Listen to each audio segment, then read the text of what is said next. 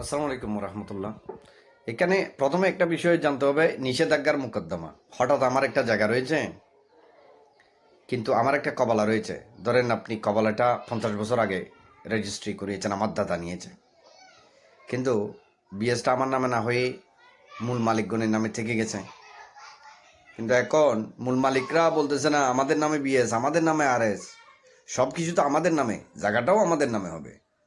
এখানে এই আপনাদের কিছু নেই। তো যখন আমরা কবলাটা দেখালাম 30 সালের, 40 সালের, 50 সালের আগের কবলাটা, ওরা সেটা এই ফেক বলতেছে, সেটা এই জায়গা না বলতেছে, বিভিন্নভাবে অস্বীকার করতেছে। এখন কথা হলো, যেহেতু কবলা যেহেতু আছে, কবলার যেহেতু একটা এন্টিটি, অস্তিত্ব আছে, চাইলে তো আর সেই কবলাটাকে রিজেক্ট করা যায় না, এটাকে আর ইগনোর করার কোনো সুযোগ নেই। তাহলে আমাদেরকে যেটা করতে হবে সেটা হচ্ছে 50 সালের আগে যে কবলাটা সম্পাদন করেছি সেটা দিয়ে একটা মামলায় যেতে হবে, বিএস সংশোধনী। এখন কথা হলো, ইতিমধ্যে যদি বিএস যাদের নামে আছে, ধরে নেন আর এস রেকর্ডি, বিএস রেকর্ডি, ওদের আর বিএস রেকর্ডিদের দাদা আমাদের কাছে বিক্রি, আমার দাদার কাছে বিক্রি করে দিয়েছে। এখন তাদের নামে যেহেতু বিএস থেকে গেছে, তো তারা নামজারি করাইতে পারবে।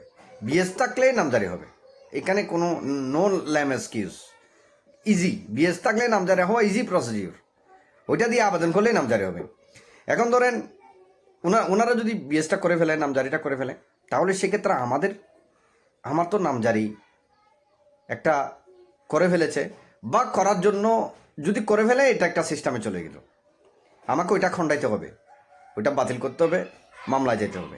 এখন যদি ওরা না করে, করানোর জন্য চাচ্ছে বিএস, এখন ধরেন বিএস ওরা করানোর জন্য আবেদন করেছে, এই অবস্থায় যদি আমি জানতে পারি, সেক্ষেত্রে কেমন হবে? সেক্ষেত্রে যেটা হবে, একটা নিষেধাজ্ঞার মামলা করতে হবে।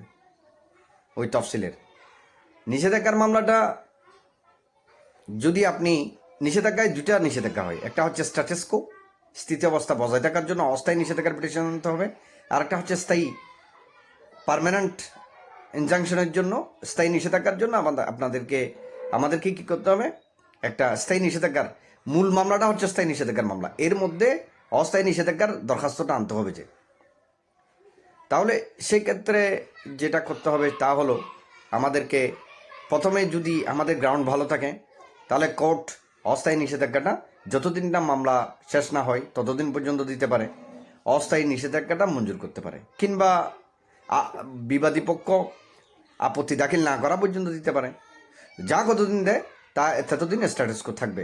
তা আমাদেরকে সেটা বাড়াইতে হবে, মেয়াদটা বাড়াইতে হবে নিষেধাজ্ঞার পিটিশনে। তো নিষেধাজ্ঞা করে এটা স্টপ রাখতে হবে, নামজারি করানোটা। এখন কথা হইল, কারণসঙ্গত কারণে যদি নামজারি হয়েও যায়, সেক্ষেত্রে যেটা হবে সেটা হচ্ছে কোর্টে মামলা করে নামজারিটা খণ্ডাইতে হবে, এটা একটা বিষয়।